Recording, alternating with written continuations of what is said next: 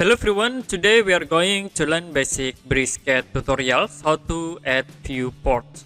In that I will create new drawings and we draw simple object. I will create a rectangle and the second create a circle after this point. Now you can go to layer tab and you can see we have this default one viewport, you can delete. Now if you want to add viewport, you can type mview, press enter, and then I will create at this point, and we press again enter to use mview command, and I will create it.